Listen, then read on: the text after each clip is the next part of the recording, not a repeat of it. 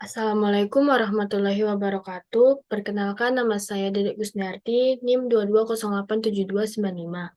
Di sini saya akan menjelaskan beberapa materi, yaitu pengertian belajar motorik, belajar pasti menghasilkan perubahan, mengacu pada praktek dan tindakan, dan belajar tergantung pada pengalaman.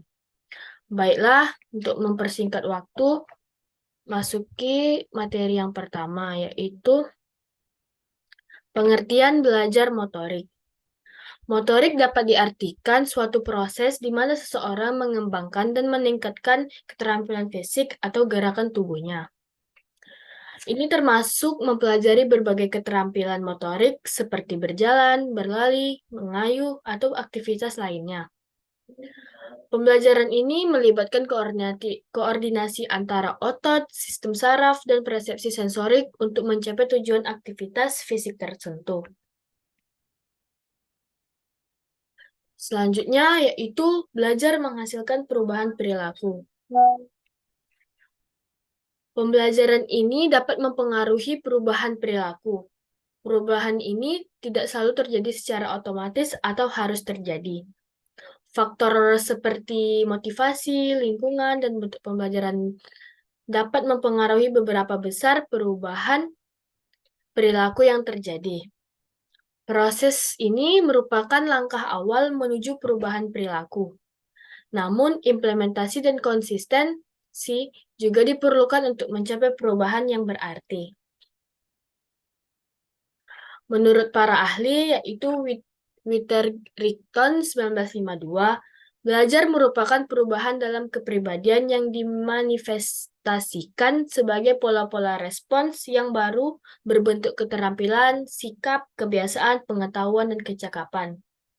Yang kedua, menurut Hilgard 1962, belajar yaitu proses di mana suatu perilaku muncul atau berubah karena adanya respon terhadap suatu situasi. Materi selanjutnya yaitu mengacu pada praktek atau tindakan. Ada dua mengacu pada praktek tindakan, yaitu yang pertama keterampilan gerak kasar. Keterampilan gerak kasar sebagai keterampilan yang mencirikan gerakan yang melibatkan kelompok otot besar sebagai dasar gerakan utamanya. Yang kedua yaitu gerak halus, yaitu kemampuan individu beraktivitas dengan menggunakan otot halus atau kecil. Meskipun hanya menggunakan otot-otot halus, namun perannya sangat penting diperlukan dalam berbagai aktivitas manusia. Materi selanjutnya yaitu belajar tergantung pengalaman. Dalam konteks pembelajaran motorik, pengalaman dapat membantu seseorang memahami sensasi, gerakan, dan koordinasi yang diperlukan untuk melakukan tugas tertentu. Contohnya seperti bersepeda, menari, bergerak, dan permainan alat musik lainnya. Dengan latihan berulang-ulang juga dapat meningkatkan keterampilan motorik seiring berjalannya waktu. Pembelajaran motorik juga dapat dipengaruhi oleh faktor lain, seperti pengajar yang baik, atau motivasi, dan umpan balik yang efektif. Jadi, pengalaman hanyalah salah satu aspek pembelajaran motorik, namun seringkali merupakan aspek penting dalam mengembangkan keterampilan fisik.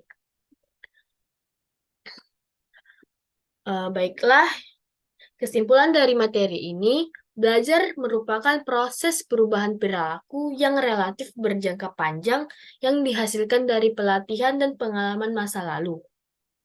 Pembelajaran motorik merupakan perubahan perilaku motorik yang relatif jangka panjang yang disebabkan oleh pelatihan dan pengalaman, bukan oleh pengembangan.